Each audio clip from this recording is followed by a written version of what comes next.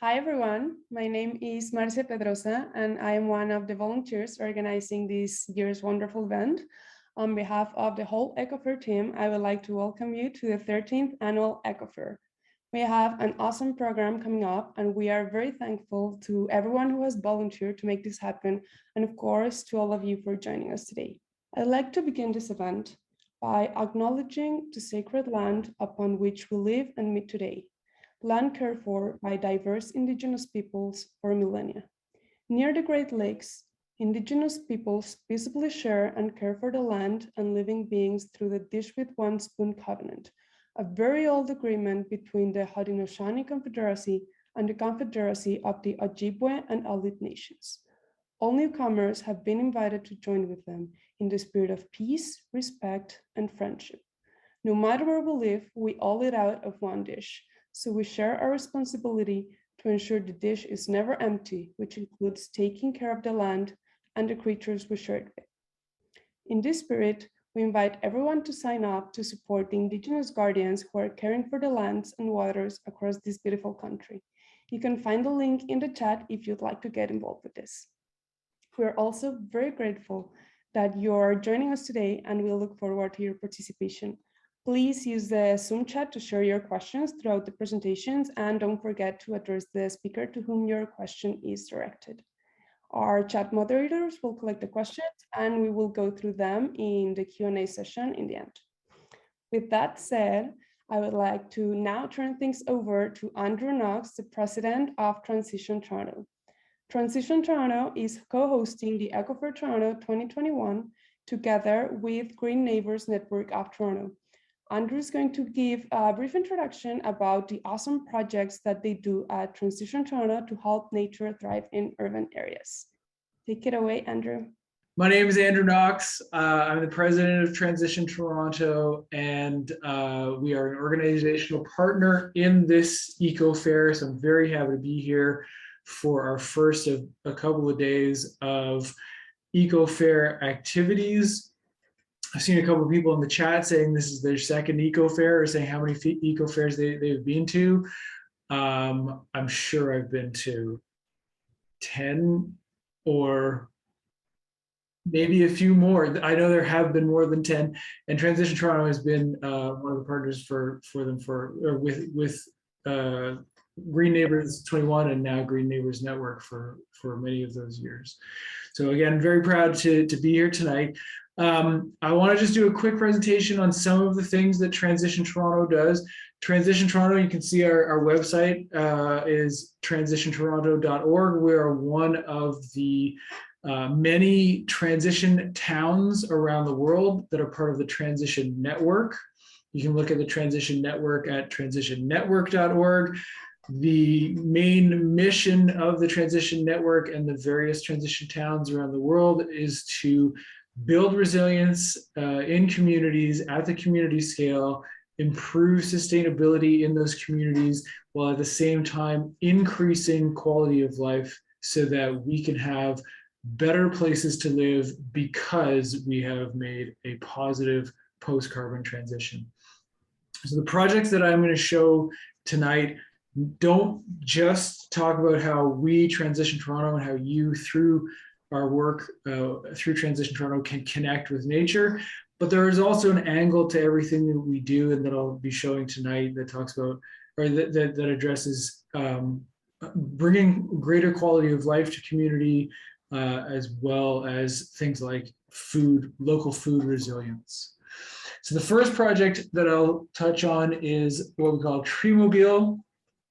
It's got its own website, TransitionToortoorg. So it's the third website that I've mentioned tonight that starts with the word transition. But TreeMobile, if you went there right now, you would see a message saying that our TreeMobile store is closed for 2021. But what will happen in the winter of 2022 is we will open it again, having secured supplies of trees, as well as other perennial food-bearing plants. So we've got things like apple trees, pears, plums, and cherries, and then there's a combination of plums and cherries called the chum. as well as other things, and then smaller stuff like Saskatoon berry, even down to asparagus. And we also last year started our high-rise package. So if you happen to not have a lawn and maybe have a balcony, you can get the high-rise package from TreeMobile. And all of the things that you do, whether you're going to be a TreeMobile volunteer that helps us plant trees and shrubs and asparagus and raspberry and all kinds of food-bearing perennial stuff, or whether you're going to be a recipient of those plants, you can, through gardening and taking care of nature and plants, you can connect to nature. But as I say, it's about not just connecting with nature, but building better communities through our connection with nature. So every time we plant a new tree, we know that there's a little bit more food resilience in the city and local food production. And because food that's right off the tree is way tastier than food that has been on a train or a ship for thousands of kilometers, we also have more delicious food. And the food that we grow through TreeMobile is healthy. So there are a lot of elements in which TreeMobile improves communities and improves Toronto, or a lot of ways in which we improve communities in Toronto, and also help people connect with nature. I actually just did a planting October 2nd, and it was good. Even though it was cold to be out doing planting, the smell of soil really actually helps you keep going. So it can be really enjoyable. You can, on that website, if you go to the TransitionTorontoorg/contact, you can sign up for our newsletter there, and you'll be first to be notified when we are open and when we are asking for volunteers. You can also email me at Andrew@TransitionTorontoorg if you want to join, because even now, while we do all of our planting in May, we do a lot of organizational work at this time of year. TreeMobile is 100% volunteer powered and not for profit, because we want to make sure that food bearing plants are accessible for everyone. And so we keep our prices as low as possible. We're always sort of wondering whether we're going to break even. There was one year that we lost $10, and so we kind of skirted bankruptcy there. But it's all to make sure that what we do is affordable for people. And one of the things that keeps it affordable is if we've got volunteers that are going to be the power behind our volunteer power. So feel free, again, you can contact me, Andrew@TransitionTorontoorg, or join our list by going to the TreeMobile site and going to contact. You can sign up there. That's our first project. The second one that I want to talk about is called Food Up Front. Also a very gardening focused project. Also one that helps you get your hands dirty and connect to nature that way. This one's a bit different because where TreeMobile is very focused on perennials, Food Up Front is all about annuals and growing vegetables instead of fruit. Food Up Front also aims to get people who have not gardened before, who have very little gardening experience, to get them to start their first garden in their front yard. Food Up Front, where the TreeMobile project works through a store and people purchase what they want. Food Up Front is free. We deliver seeds for free so that people can start those gardens. And the front in the name is intentional because we want these things happening in the front yard. We think that one element of the impact is connecting with nature. Another one is growing vegetables and maybe for the first time getting into growing your own food. But to me, possibly the most important impact is for your neighbors to see what you're doing. So if you put your garden in the front yard, then anybody who's walking by can say, hey, yeah, I could turn my lawn into a garden as well. And it might be easier to maintain and provide me with delicious food that I can then share with my neighbors who are also growing their own food. One of the outcomes that I really, really want to see with Food Up Front is one side of one block where every front yard is a food-bearing garden. And Food Up Front is a relatively young project. We haven't gotten there yet, but you can help us with that.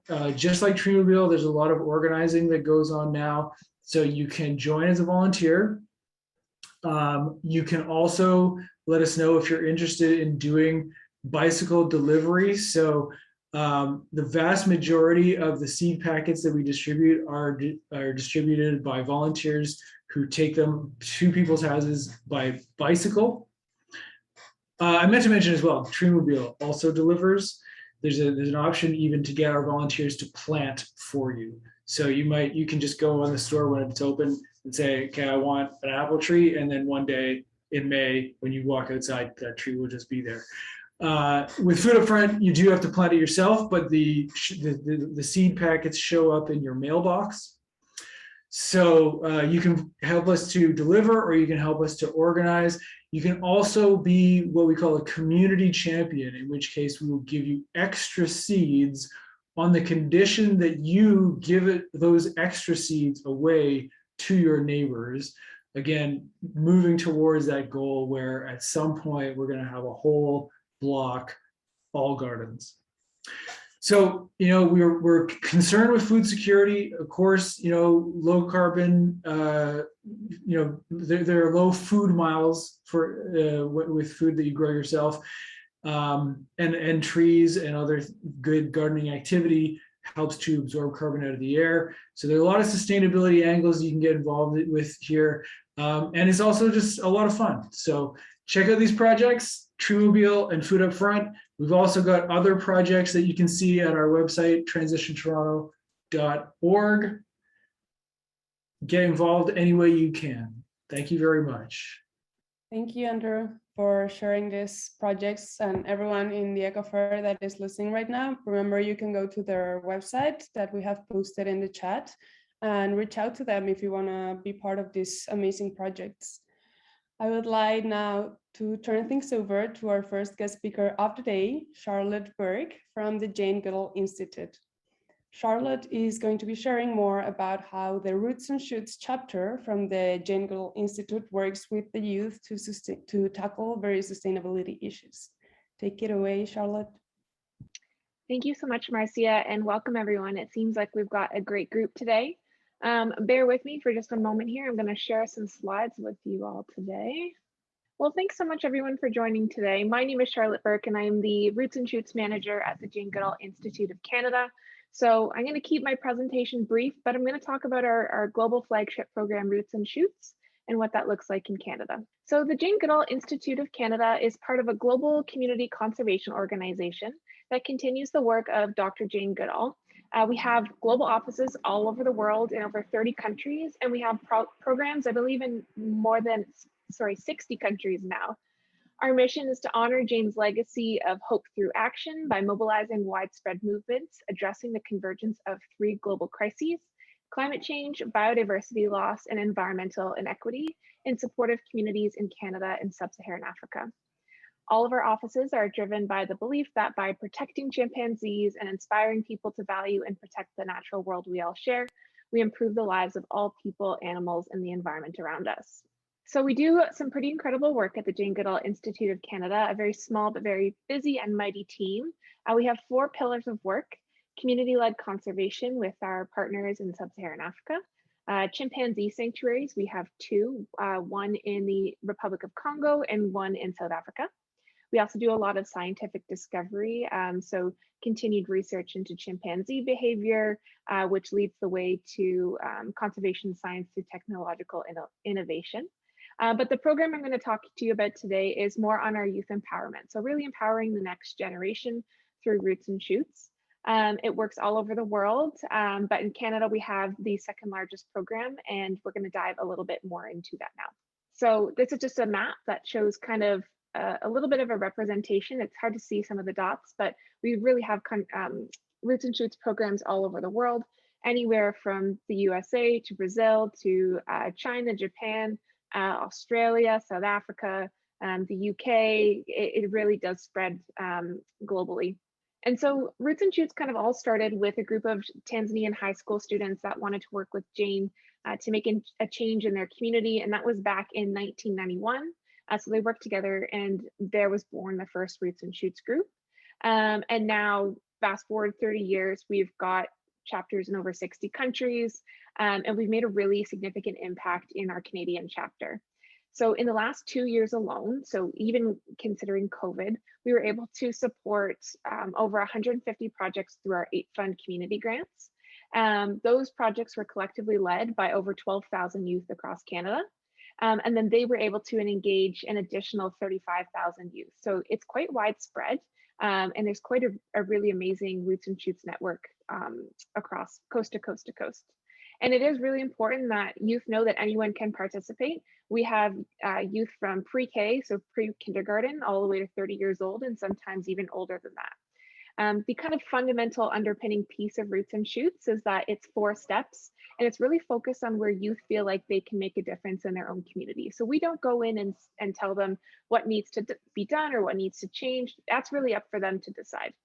So in Canada, our team follows something called the One Health approach, which essentially boils down to an understanding that all people, animals, and the environment are deeply interconnected with one another. And we recognize too that this is no secret.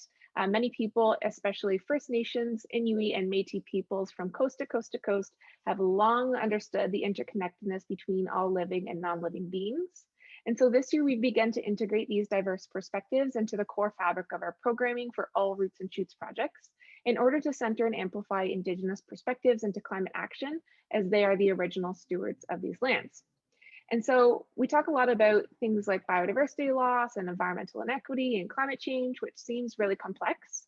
But what we really want youth to know is that their project is probably already addressing at least 2, if not all 3 of these kind of converging crises.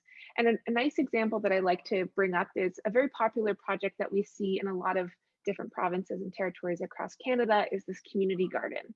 And so while originally if youth are growing food in the garden, they might think that it's helping people by giving them access to low carbon healthy food. But then once they start planting, they realize that these plants really operate the same way that trees do. They take carbon dioxide in from the atmosphere and they turn it into oxygen, and they clean the air and environment around them. And then they realize that it's actually also helping climate change.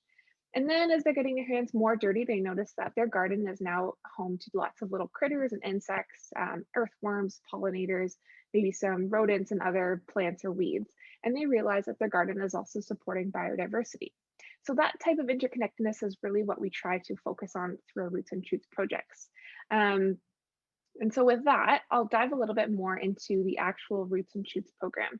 So like I mentioned earlier, it's 4 steps. And so the first step that I'll dive into next is getting engaged and inspired. And in this step, we really just encourage you to think about who or what inspires them to make change in their community on a day-to-day basis. And a couple of examples I like to bring up are, the first is I'll talk about 2 members of our Youth Advisory Council. We have 12 in total. They are the most wonderful group of youth that I've had the pleasure of knowing in a long time, and they do some really incredible work for us. The first here is Hannah. So Hannah hails from a remote farming community of Tisdale, Saskatchewan, which has only 3,200 people in it, and she grew up on a small grain farm. She loves spending time outside and is most inspired by moss and lichens, which are tiny little plant-like structures that make their homes on trees, rocks, and other forest surfaces. And then the second one I'll talk about is Chloe. So Chloe hails from Windsor, Ontario, and is currently studying wildlife biology at the University of Guelph. She loves bird watching, drawing, and she's also really good at playing video games as well. So we have a lot of really cool and neat individuals on our Youth Advisory Council that ensures that youth voices are at the center of our programming. And then of course, we wouldn't be the Jane Goodall Institute of Canada without Jane. And so at the young age of 26, with no science or animal behavior training, Jane got the rare opportunity to study chimpanzees in what is now Gombe National Park in the East African country of Tanzania. So she used her patience and her own intuition and discovered features about chimpanzees that in many ways changed our view of mankind and our connection to the animal world. She had remarkable findings, which now lead her to speak at different events 300 days a year, and this was prior to the pandemic, discussing threats facing chimpanzees, species conservation, and reasons for hope that we will ultimately solve some of Earth's biggest problems. And now, because she's able to participate in events digitally, she's arguably even busier than she was prior to the pandemic. In our second step, we encourage youth to go out and observe the needs of their community and determine what issues they can tackle right at home. And so this can be done in a lot of different ways. It can be done by conducting a community walk in your neighborhood, or using digital tools such as Google Maps or Google Earth to see where you can have an impact right at home. On the left, you'll see that how you're able to conduct a digital community mapping exercise, which is a really safe way to explore the community during COVID-19 lockdowns for those that had those more aggressive lockdowns where it was only go out if you needed to. But another really cool and my personal favorite way of mapping your community is to actually use it. So you can use sticks and twigs and leaves and rocks to map out your community on the ground right in front of you. And this is really great for young people as well, young students who like to get their hands dirty and have kind of those sensory experiences of being right out in nature. Ultimately, though, it's not about what you use to map your community, it's more important what you find. We like to do a little bit of mapping in ourselves at the Jane Goodall Institute of Canada. And so here's a little snapshot. I couldn't fit everything in, I tried to, but this country we call home is so big. But this is just a little snapshot of the last 2 years of Roots and Shoots projects across Canada in our 3 streams. And the third and arguably biggest step is taking action with a community service learning project. And so this can be done in a lot of different ways. It can be restoring your local community green spaces and natural areas. It can be, which can include planting a pollinator, medicine, or sustainable food garden, or perhaps restoring a local park or watershed through planting trees and cleaning up. It can also be educating those around you about local sustainability issues, so talking to friends and family and peers about the issues that your youth had identified and teaching them why it's important to care about it. You can also motivate, or the youth anyways, can also motivate their peers to reflect on or change the way they can be more sustainable in ways that are accessible to them. And then of course there's advocating as well. So advocating to decision makers in your communities to raise awareness about your cause. And that can be local government, policymakers, maybe business owners, the likes. And so we have a lot of really amazing tools and resources that we like to incorporate into our 8 fun projects as well. And so we've developed a series of curriculum guides because a lot of the youth that are involved in our projects are in schools and classrooms and developing a Roots and Shoots project as part of their curriculum. And so we have a lot of curriculum guides that cover many different subjects, anything from Roots and Shoots at home, which was great during the pandemic, climate change, our newest one, biodiversity, that we developed earlier this year, sustainable food, community mapping, protecting our sacred water. And then this year, because we have integrated Indigenous perspectives into the core of our programming, we're working with our partners to develop an Indigenous Perspectives in Canada guide, which will be coming out early next year. And then of course, I mentioned kind of briefly earlier, but I'll take a minute and just dive into the details here about our 8 fund community grants. So Roots and Shoots projects are welcome to apply each year to receive funding for their project activities. Our applications this year opened on Monday, November 1st, and they'll close on the 30th. So if you are youth or you know of some youth that are leading a project that would like to access funding, please encourage them to do so this month before they close. And then we review them over the winter break, and then we award the funds early in 2022. Throughout the winter and spring, Roots and Shoots projects will take place and then wrap up before the summer holidays in June, when many people like to go away on vacation and aren't checking their emails so often. There's also a year-end report due in June prior to the summer holidays, where youth will tell us more about the activities that were accomplished and what they were able to learn over the course of their project. And ultimately, the goal of Roots and Shoots is to learn more about how people, animals, and the environment are all connected. And that can be in really the simplest, most basic way to as complex as you'd like to make it. And of course, Roots and Shoots is designed to show youth how you can make a difference and be a force for change right at home.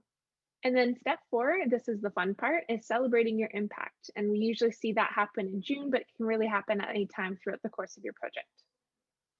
And so at JGI Canada, we measure impact by understanding what youth were able to learn over the course of their project and how are they able to take action.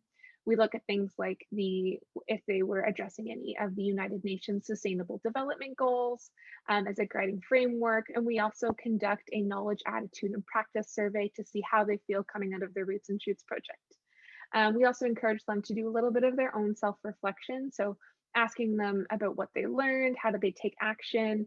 Did they learn more about the interconnectedness between animals, people, and the environment? Did they feel like they could continue making a difference? And of course, did they have fun?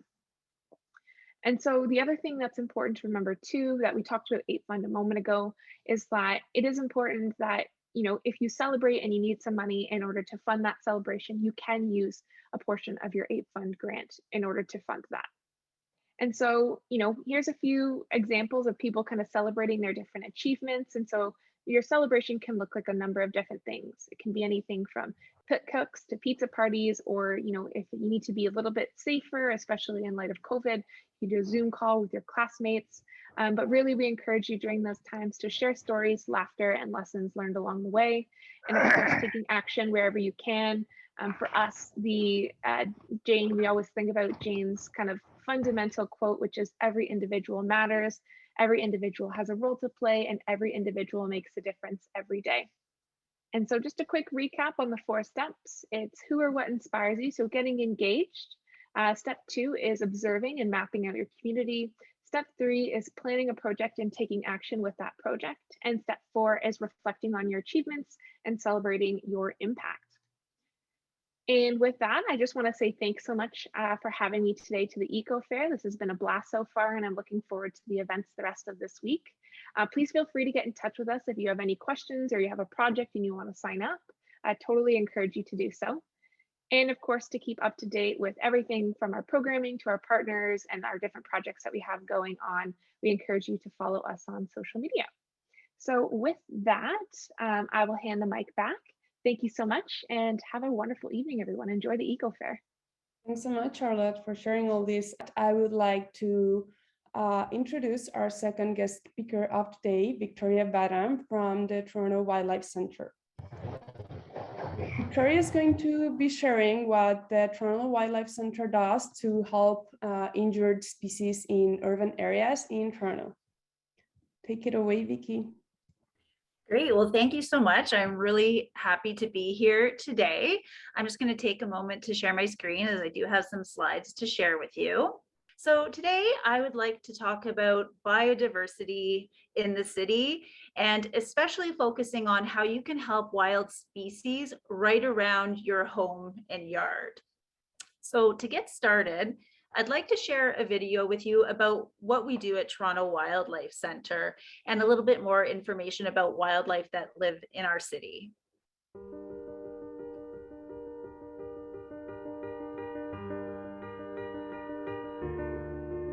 We all love living near nature, and the Greater Toronto Area is a spectacular place to do that. With its forests, ravines, rivers, and lakes. There are almost 6.5 million people who call the GTA home, but we're not alone. There are also millions of wild animals who live in our communities, encouraged to do so by the natural areas we maintain and protect. But wild animals haven't evolved with glass and hydro lines and roads, so for them life can be a struggle. They can get into dangerous and difficult situations as they just try to live their lives. When wild animals are in trouble, they need expert help, and they need it fast.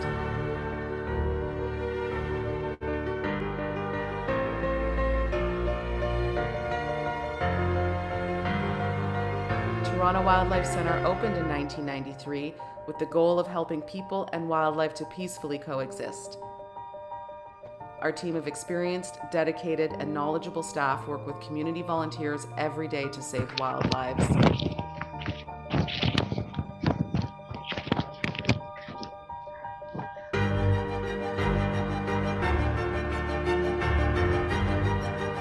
Toronto Wildlife Centre has become an integral part of life in the GTA for both wild animals and the people who want to help them.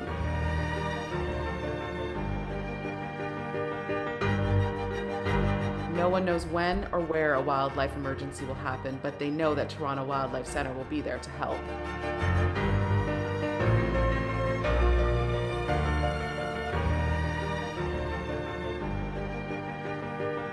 with your continued support, we'll be here for a long time, helping to save animals and turn challenging situations into happy endings.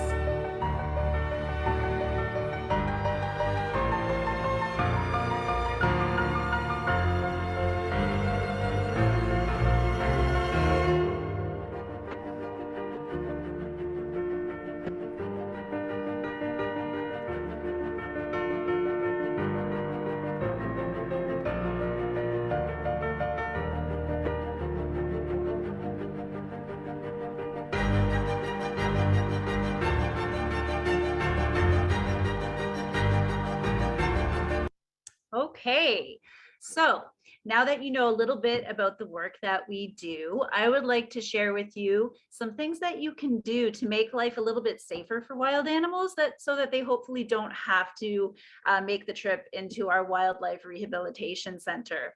So there's 3 areas I want to focus on today. The first is creating wildlife habitat. The second is the effects of glass and windows on birds. And the last is cats and wildlife, our pet cats and wildlife. So to start off with, creating wildlife habitat.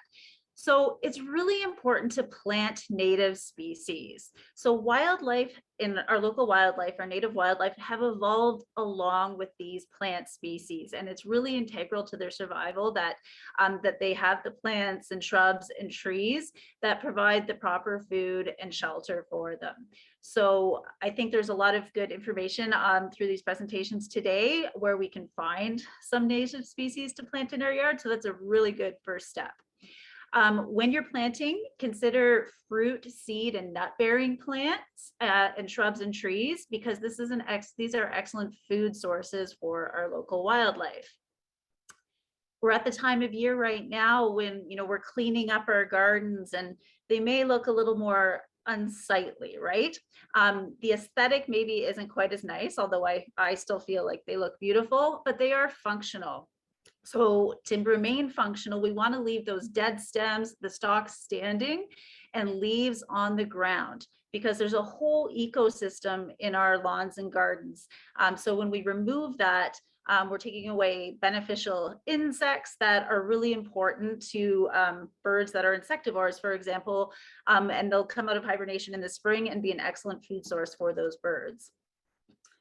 Also, create a variety of habitat for species. So something like a pile of logs in your yard can be great habitat for amphibians or snakes. Putting up bat boxes. We have lots of bats living in our cities, and they often use human-made structures. So bat boxes can be an excellent thing for them, especially since a lot of mature trees or dying trees are cut down in cities, and that's a lot of the time where bats would roost. So that's an excellent option. Bird boxes as well. Bird nesting boxes can be a great idea, and you can actually watch birds raise their young in them for the same reason. Again, our decaying trees are usually cut down. Those holes, those cavities that lots of birds nest in are often removed. So a bird nesting box can be a good way to enhance your garden space as well. We have a campaign called Backyard Biodiversity that we run in partnership with LEAF, which is Local Enhancement and Appreciation of Forests. And we share a lot more of these kinds of tips, how you can help wildlife in your own backyard. So you can follow us on Facebook and Twitter and Instagram. We also have information on our website at TorontoWildlifeCentre.com, as well as on LEAF's website at yourleaf.org. where you can find tip sheets on the best types of plants to support wildlife, and other tips on how to help wildlife around your home. So next, I'd like to talk about birds and windows. So many people don't realize that glass is a huge threat to birds. In fact, next to habitat loss and declines from that, glass is one of the biggest causes of death for birds. So the problem with glass is birds can see through glass, and they can see what is reflected in glass, but they cannot see the glass itself. So they end up flying into windows because they think they're actually flying into something that's really being just reflected, and they can become very seriously injured. In the nighttime, our city lights actually draw birds into our cities, and our downtown areas are like big mazes for them. So they have a really hard time finding their way out. And so they'll either collapse from exhaustion or they will collide with a window. So at night, a great thing we can do, whether you live in a condo or in a home or an apartment, is just turn out those lights, close windows, especially during migration season, because that's when we see the majority of the window hits happen. So when these hits happen, a lot of people say, oh, it just flew away, I think it's going to be okay. But in actuality, they can be very severely injured. They come into us with head trauma, eye ulcers, broken beaks, broken collarbones, and they often need quick medical attention in order to survive. So our ultimate goal is only to keep them here as long as they need to be, and then we release them back out into the wild so that they can continue on their migratory journey. Now, for daytime window strikes, we really want to break that reflection in the window. We want to make sure that birds know that there's a solid surface there. So one great way to do this is to put up visual markers. Now this picture displays feather-friendly bird tape. It's reasonably affordable. Like you could probably do that whole window in that photo for about $40. And it's really easy to use. You can just put it on the outside of your window. It's a tape that you roll on. When you peel the tape off, the dots are left behind. And that those visual markers lets the birds know that there's something solid there. I know we see a lot of bird decals on windows, usually like one black decal in the middle of the window. Those don't work too great because there's still a lot of empty space around the decal. So optimally, you really want no more than 2 inches between your markers. Now you don't have to do the dots. You may get creative. You may pick decals that you really love and just put more of them on. That's a great idea too. The key thing is that they have to be on the outside of the window. If you put them on the inside, then that reflection is still occurring on the outside of the window and you could still have window strikes. You could also get dangling cords. That's another option. You could create your own beads, beautiful beads, all dangly in different glitter beads and different colors. That's an excellent option as well. Or if you have kids at home, I really like to give this option, is creating those gel clings. And if you Google gel cling craft with kids, you'll get lots of different recipes for how to make them. And again, you can stick them on the outside. You can change them by season, if it's Halloween, you can do Halloween style ones, but the more the better. Again, you want them as close together as possible. Now, FLAP.org, that stands for Fatal Light Awareness Program.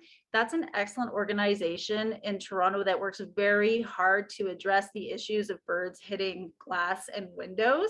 I highly recommend having a look at their website. There's just so much information on there. I can only talk about it briefly, as well as more options for making your windows bird safe. Now, in case of an emergency, we do get calls to our wildlife hotline occasionally where someone is saying that multiple birds are hitting their window and they need something to stop it immediately. Sometimes on a certain day, you'll have a whole flock of migratory birds coming through and one window may be a problem. So grabbing a bar of soap is a really quick fix. Just put lines all over the outside of the window, squiggly lines, make whatever design you like. But again, that's a visual marker that will show the birds there's something solid there. Now, why do we have to do this? Well, it may seem that it's only one bird here or there, but actually just in Toronto alone, there's probably about 1 million birds killed per year, just in Toronto hitting windows. We know that bird populations are in decline. There was a study that came out a few years ago that noted that 2.9 billion birds less since 1970. So this is a huge issue for our songbirds that we really, really need to address. And windows, fixing our windows is a way that we can all individually take part in helping our feathered friends. Now, another thing we can all do if we are pet owners and own cats is be responsible and not let them roam free. Many people don't realize the impact free roaming outdoor cats have on bird populations as well as other wildlife. But it's estimated that that humans, so our decisions, our actions, are responsible for about 130 to 433 million bird deaths each year. And that is besides climate change and habitat loss. So huge numbers. So out of that 130 to 433 million birds, approximately 75% of those are caused by free roaming cats. So that's an awful lot of birds. And of course, like I mentioned, many other small species can be affected. So field mice, snakes, baby cottontail rabbits, baby squirrels, baby chipmunks. We get a lot of wild animals admitted here that had been attacked by a cat.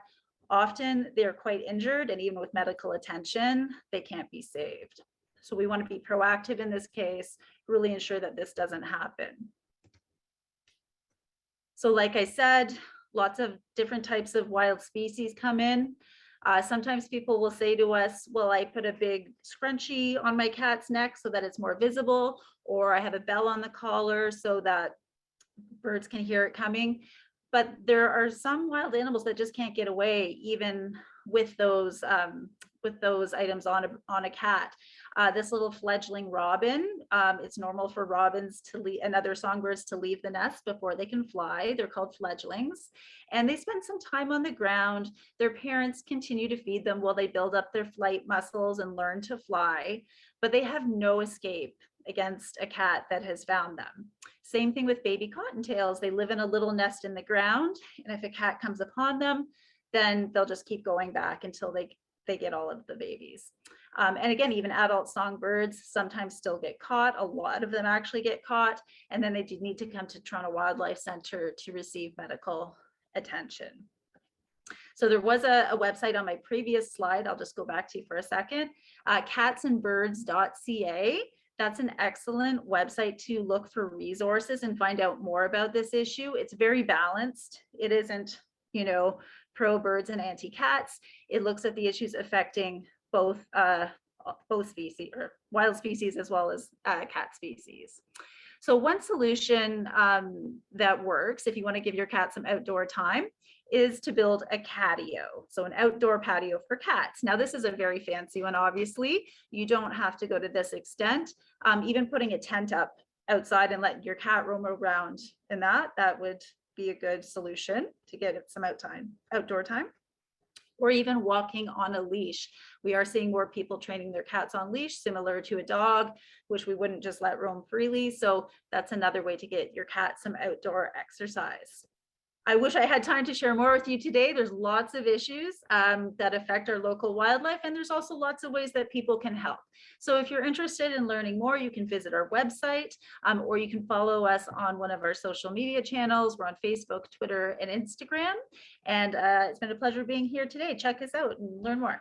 Thanks so much, Vicky. I'm seeing a lot of questions in the chat right now. Everyone's very excited about learning how to help wildlife in the city. We'll get to them shortly. We have one more presentation today. So please welcome to the stage Andrew Simpson. He's going to be sharing what Toronto Nature Stewards is doing in Toronto to help nature thrive. So if you can take it away, Andrew. So we're Toronto Nature Stewards, and we're a brand new organization. We just formed last year.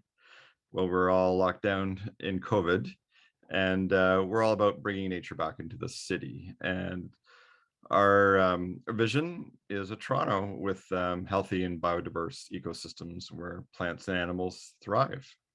We work together to restore and maintain healthy natural areas to improve the quality of life for all Toronto citizens. So our mission is to engage and educate the people of Toronto around stewardship in our ravines and natural areas. And there's two main themes to this. The first one is ecosystem restoration and health. And this is really focusing on helping our native species take hold wherever we can. I think you've all heard about the issues with invasives, things like dog strangling vine and knotweed, garlic mustard taking over vast areas of our ravines, and we're really trying to help the native species come come back in. And because exactly what Victoria said is the plants and animals have co-evolved with the native plants. So it's the native plants that are the food sources for all our plants and animals. And the second part of our program is around education and engagement. And a big part of stewardship is just understanding ecosystems and what nature needs. And this is where we can really learn a lot from the indigenous wisdom and listening to the land, because even when you see invasive species, there's the plant is telling us something, and we need to listen to that message, that there's something missing from the soil. So what is stewardship, and how is it different than gardening?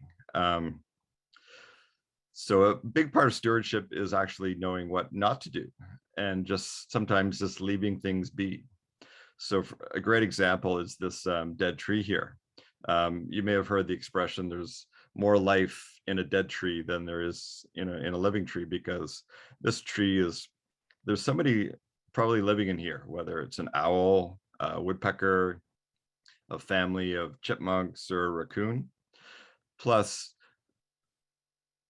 this tree is being slowly devoured by millions of insects and billions of little microbes that are turning the stump into soil. So the best thing we can do is just to leave it be. Exactly what Victoria just said is that, when you see dead plants like this, is like, don't rake them up, just leave them there, because these little stalks are home to our native bees. There's going to be some creature living under here in the fall and winter, keeping warm. And in the summertime, this could be a great refuge for a snake or a toad hiding out from the heat of the day. And eventually these plants will break down and create new soil.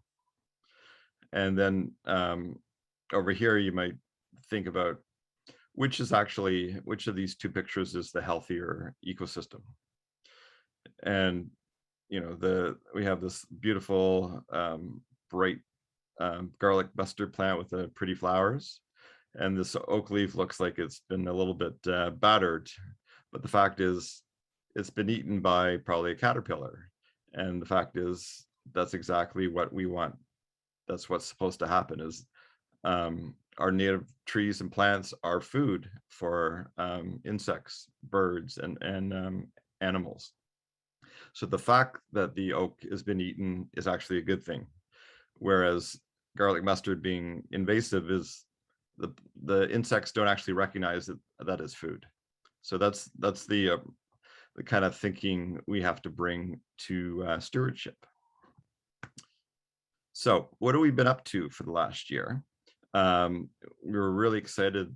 In 2021, we launched our pilot program of independent stewardship in the city of Toronto. So we did this in conjunction with the city forestry department. And just a little bit of history. Toronto launched its ravine strategy back in 2017. And it's one of the main pillars was improving the ecology of the ravines and bringing back a biodiversity which has been in decline. And one of the key pillars was to increase citizen engagement. So that was the challenge. And Toronto Nature Stewards came up with what we see as a solution in what we call unsupervised stewardship. And that the unsupervised means there's no city workers directly involved, but we definitely have qualified people who are leading the group. So it's an adopt a patch model. So a lead steward will pick a site. They will take the training so they know how to identify different types of plants. And we will manage that site for several years because that's what it takes. This is not a one-year type of commitment. And our goal is really to be able to do this with very little resources from the city, with the goal that this program can scale without increases in the budget from the city. So it's very much a trust building exercise we're at right now. So our pilot for this year consisted of training 25 lead stewards, and we had 8 sites, more concentrated in the middle of the city. And the focus was on removal of invasive plants. We got the go-ahead back in June, and because we had done our site selection and we had trained our stewards, we had boots on the ground literally within days of getting that approval. So, and being just coming out of COVID, everybody was very excited to get out and be working on the land. So what does a lead steward do? Well, after they take the training and they get their skills over the winter, they make a stewardship plan for their site, which is basically a list of activities kind of by season. They recruit their team and they organize event around, so usually it's a weekly date and time that the group agrees to, and the lead steward sends messages to everybody to tell them where to show up and what they're going to be doing.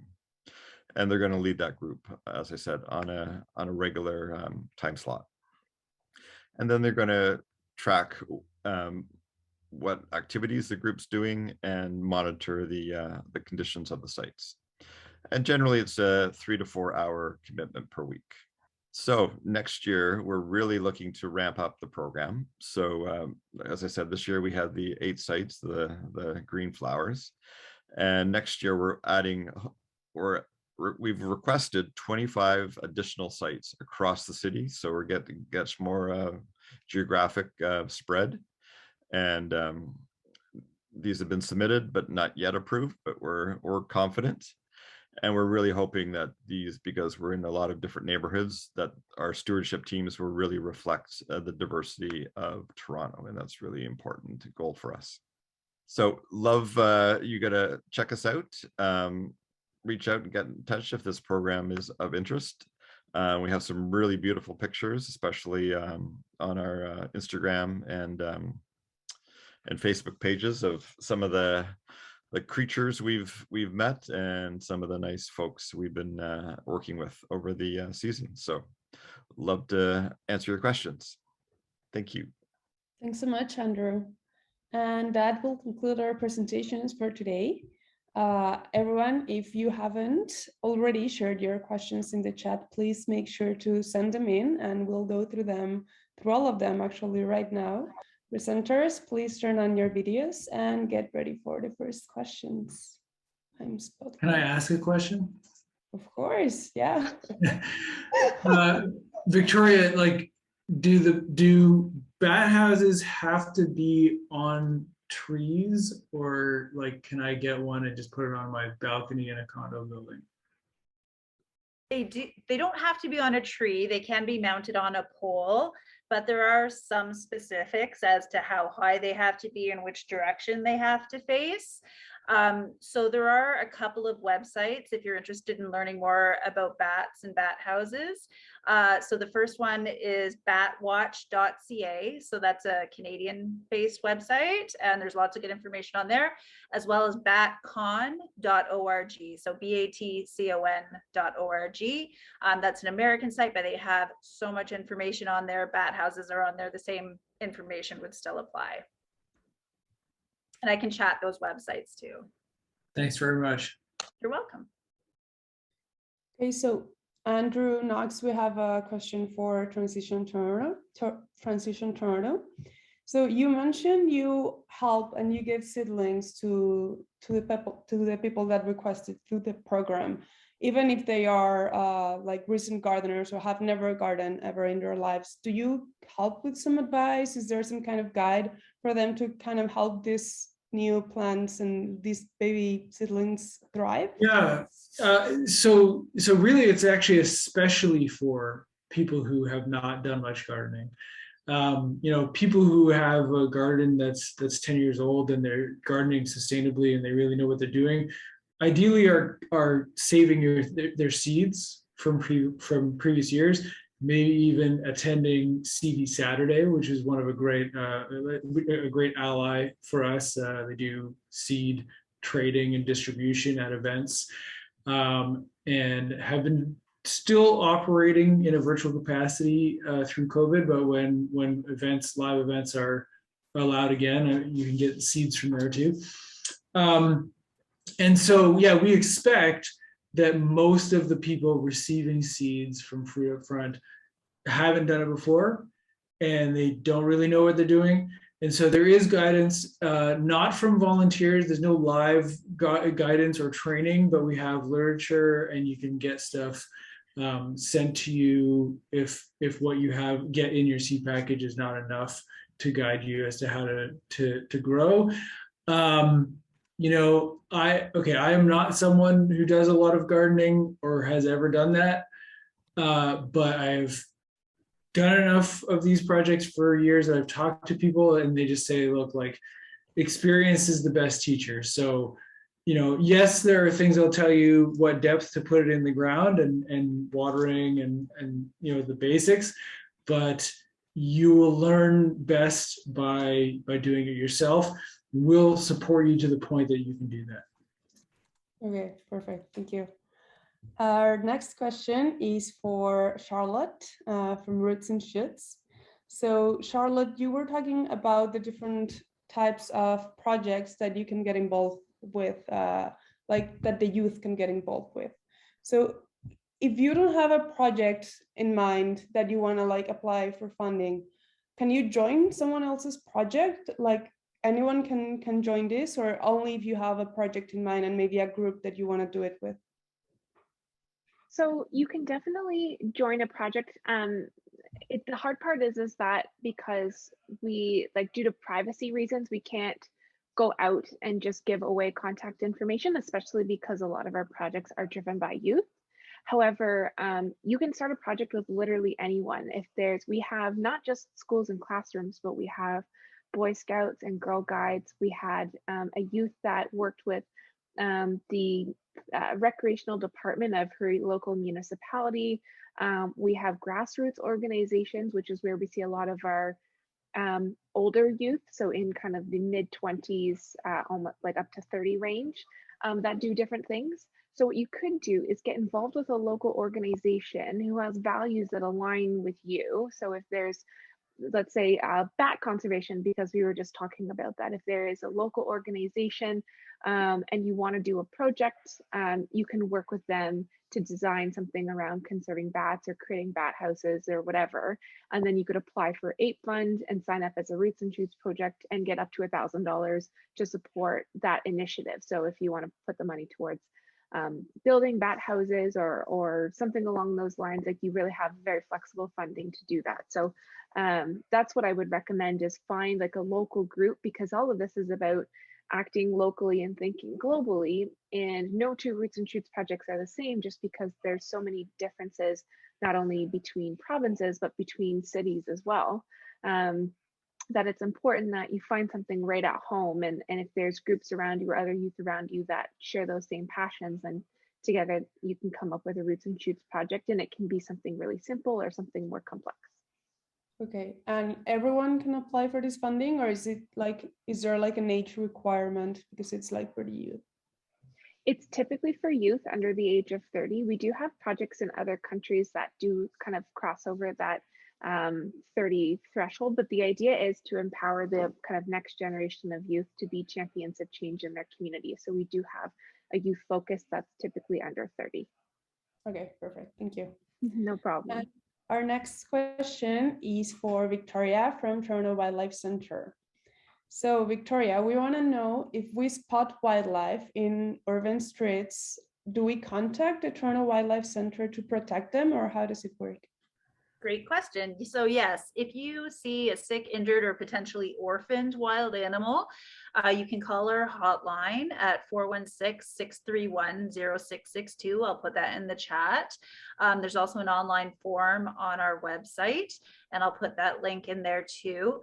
And what will happen is one of our hotline staff members will call you back, and they will ask you a few questions to assess your situation, and then provide some advice on next steps, which may be, you containing the animal and bringing it into our center, depending on what type of animal it is, or sending out our wildlife rescue team, which we send out for really difficult or dangerous situations, or for animals like, you know, a coyote that we wouldn't ask a member of the public to try to contain.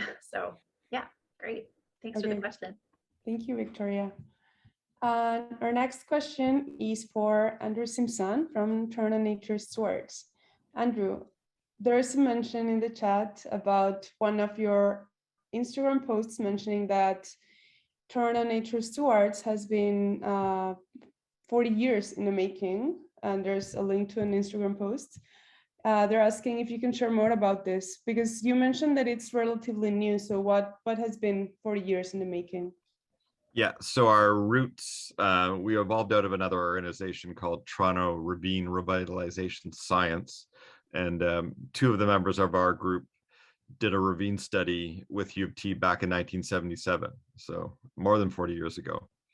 And that study was meant to, or what it did, it looked at the amount of native versus invasive trees in the ravines, and specifically in the Rosedale area, and specifically looking at Norway maple versus sugar maple. With U of T, they redid that study back in 2017, so of like 40 years afterwards. So great longitudinal study, and they found there was a very significant increase in the amount of invasive Norway maples coming into the ravines. So that was kind of a bit of the catalyst, and that was about the same time as the city's ravine strategy. So this group has been really focused on that issue of biodiversity and loss of biodiversity. So we did rebrand basically as Toronto Nature Stewards, but for the first time, 40 years of studies, not being actually be able to do anything. So it was the ravine strategy that gave us the opportunity to actually get stewardship groups out in the ravines addressing the biodiversity. So that's why we thought, change the name and focus the mandate of the organization is on stewardship. Okay, and why is it so important to remove invasive species? Because I know you mentioned that some of these insects don't recognize them as food, so they kind of stay intact instead of like the other oak leaves that these caterpillars can eat. But other than that, is there something else that these invasive species do to the ecosystem or the environment where they're in that makes them so bad for it?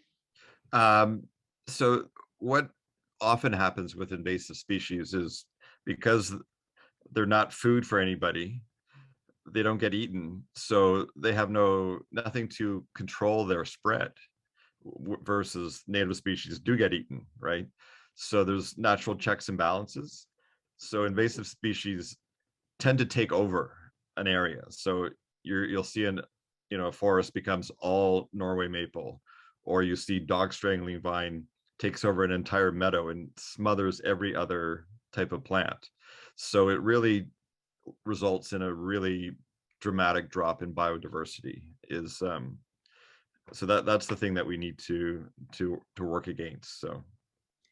Okay, yeah, I hadn't thought about that. Thank you for that. That actually was my question. So thank you very much for clarifying. Yeah, it's a good one. So we're not demonizing these plants, because where they came from, they probably are very, in balance, right? So it's because they were brought to an environment that they didn't choose, things are thrown out of balance. So we're trying to get back to balance. Okay, thank you. So question for the other Andrew Knox from Transition Toronto.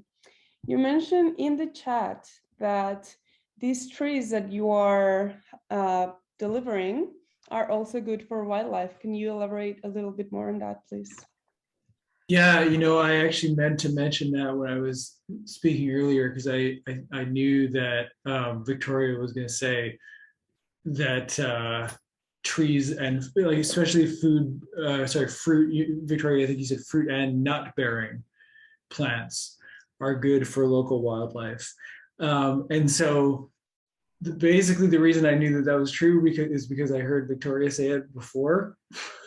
So maybe I can deflect this question, and Victoria, you can talk about how food-bearing plants is good for our wildlife scene in Toronto. Sure. Yeah. So one thing, because we usually, when we do a presentation, we'll talk a little bit more about bird feeders in this section as well. And because a lot of people will put out a bird feeder thinking that like that is the best source of food for wild birds, which it does offer some sustenance for them, but the vast majority of a wild bird's diet is still from plants, trees, and shrubs. So we want to make sure that we're planting enough of those natural food sources for them. The other thing about planting those species is that they also offer shelter, and shelter is equally important as a food source. So that's really critical.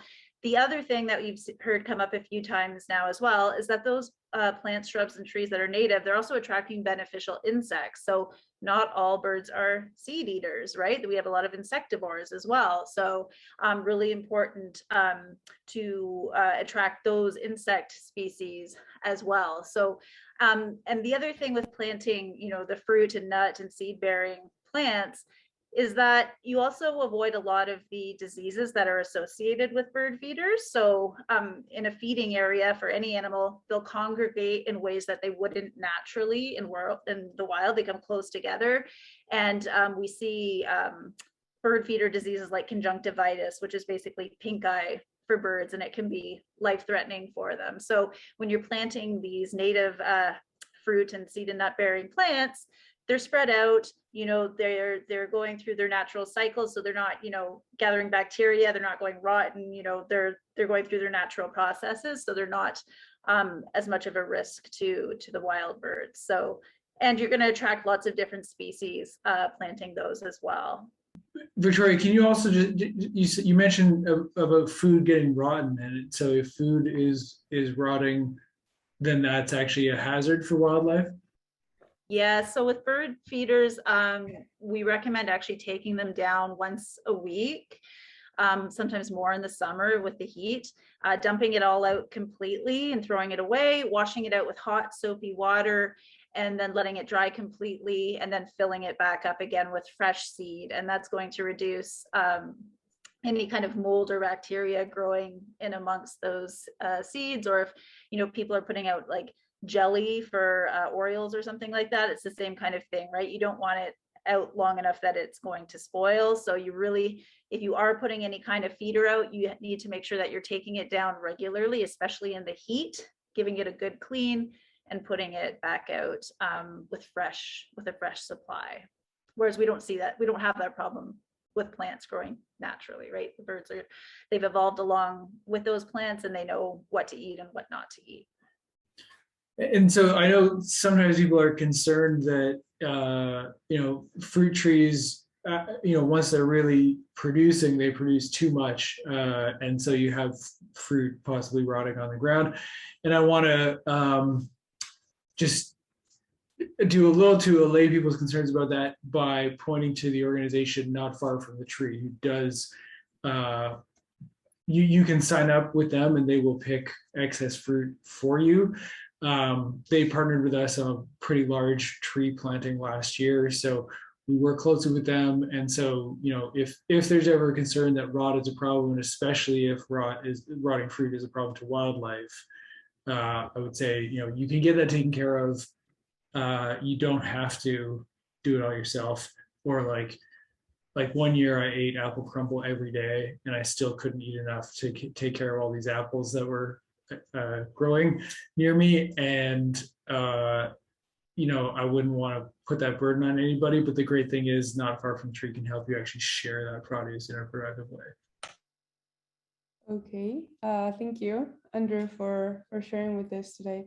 We have more questions for Victoria. We're all very interested about how to protect wildlife, I guess. That's good. I'm glad to see that. Yeah, me too. Sorry, what? So me too. I'm always glad when people want to know to help wildlife. It's a great thing.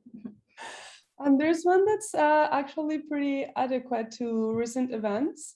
So there's a question in the chat asking to know more about how many animals the Toronto Wildlife Centre has seen that have been impacted, for example, by Halloween decorations or litter or whatever waste has been left out in the streets. Yes, so waste is one of the big reasons we see wild animals admitted. So I don't know if we've specifically admitted an animal that has been tangled in Halloween webbing this year, but we've certainly seen it in the past. But really any kind of string or netting material just left out is really dangerous for a wide range of wild animals. So that can be like kite string that gets caught up in a tree. We see a lot of problems with fishing line, along the water front and like hung over lines that it's got caught up in. That affects a lot of our water birds and our turtles. We admit, dozens and dozens of animals that are affected by garbage every year. And those are just the ones that are found, right? So it is really important.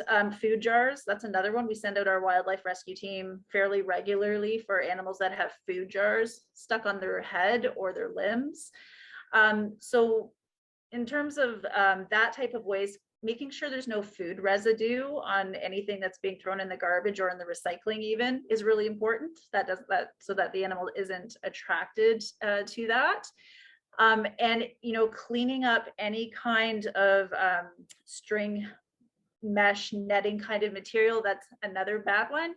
And anything plastic or solid that makes a circle, right? Those kinds of objects get stuck on beaks and limbs, and we get a lot of animals stuck in those kinds of materials. So that could be like those pop can, we've always seen those commercials with the turtles caught in those rings for like beer or pop, those kinds of plastic circles. But if you really start looking at your garbage, you'll see they're everywhere. Like they're on the top of plastic bottles that they just kind of like pop off and they get stuck on animals. So so many different types of garbage. But we also see we have to send out a rescue team quite a bit for owls and other birds that have flown into nets. That's another big one that we see. So like if a soccer net is up, they can't really tell that it's there and they fly in it and they get caught in it. So but yeah, especially picking up garbage makes a really big difference. And what I always say to my kids when I'm teaching them is, you may not think you're making a big difference by picking up that Tim Hortons cup, that has that plastic cup lid on it that gets stuck on skunks' heads all the time. Some of them come in with 8 of those lids around their neck. You may not think you're making a big difference by bringing it home and cutting it and washing it, but if 8 people picked up those lids, then that one skunk would not have had to come into us. So like Charlotte was saying, we believe every individual action matters. It all counts. Really important to do what you can. And have you seen much more of these events, for example, with disposables that have become more popular during the pandemic, like with face masks, like with the strings of the face mask, for example? Yeah, we've definitely seen images of animals in face masks. Keep in mind that, just because an animal has a piece of garbage on them, most of the time they're still mobile. So it can be really hard to catch them. We've, tracked like an animal. I remember a great blue heron that had a huge piece of fishing tackle and fishing line all wrapped around its leg that we had to track for weeks because it could just still fly away, even with this on it. So it can be challenging, even though we see them, like it can be challenging getting them into our center. Yeah, so avoiding the problem to begin with makes a big difference. Yeah. Okay, perfect. Thank you. And I think we have time for one more question. Let me see if we have, we have some other questions for Victoria as well. Sorry to keep you here, but everyone's very interested. There was a mention, a question about building large-scale habitats for creatures like bats, like the bridge in Austin, Texas, that houses thousands of these species. Do you know anything about this? Yes, I plan on going there next summer. It's a road trip I'm taking actually, so I'm familiar with it. Right on point. Yeah. I'm not an expert on building large scale habitat, to be honest. That's not something that I could actually provide too much advice on, but maybe some of the other organizations that do stewardship and habitat preservation might be. Would anyone of our presenters care to comment on this? Is anyone knowledgeable on this topic? Maybe? I'm not familiar with the Bat Bridge per se, but I do know that there's a lot of really neat wildlife preservation architecture pieces that have come into play. Out in Alberta, they've piloted the wildlife bridge to mitigate collisions with wildlife, especially from truckers that are moving shipments across the country. And so basically it's just a wildlife bridge that has some trees and shrubs on it that gives larger wildlife like moose, deer, elk, mountain lions, even a safer way to cross over the highway with less risk of getting struck by a vehicle. So that's another really neat example. Nice. Thank you, Charlotte, for sharing this. That's completely true. I don't know how much of these animals can spot this bridge and cross it, but it for sure limits the amount of accidents that happen there day and night. So whatever works. And I think with this, we conclude our Q&A session. Thank you all for putting such excellent questions in the chat. And of course, Vicky, Charlotte, and both Andrews for your excellent answers, insightful answers, of course. I think we all learned a lot today from these presentations and from the discussion. But remember that if anyone is interested in learning more about the work that any of these organizations do, you can reach out to them. They're always looking for more people that want to do something for our wildlife and nature in the cities and maybe outside the cities as well. Just go to their websites and contact them if you're interested in joining the groups. On behalf of the volunteers of EcoFair Toronto 2021, I'd like to thank you all for participating in today's lunch webinar. I hope you have enjoyed it as much as I did. And of course, we want to hear your feedback from presenters, from audience, from volunteers. If you're listening to me right now, please answer the feedback that we're going to send in the chat. We want to know how we can make this event even better next year. And we can do that with all your input. So please make sure to take just a brief moment. I promise it's very quick, and it will help. It will help us make it better. Even like the next events that we're having this weekend can make better with this feedback. And with that, I would like to close today. Remind you to follow us on our social media accounts at EcoFair Toronto. It's the same for Twitter, Instagram, Facebook, and LinkedIn. We will be posting about the other great events that we'll be having in the EcoFair Toronto from here until Sunday. Please make sure to register for the other events, and I hope to see you there. Have a great night. Good night. Thanks, Thanks, everyone. everybody.